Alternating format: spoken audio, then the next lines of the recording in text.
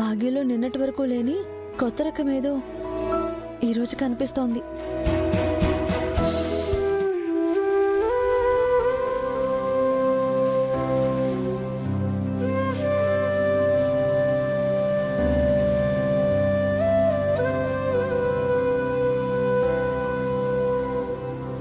అవును గుప్తా గారు, ఆయన కూడా అదోలా ఉన్నారు.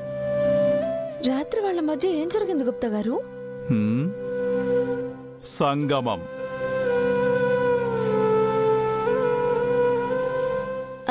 అంటే నిన్నటి రాత్రి వారిరువురు ఒక్కటైనారు.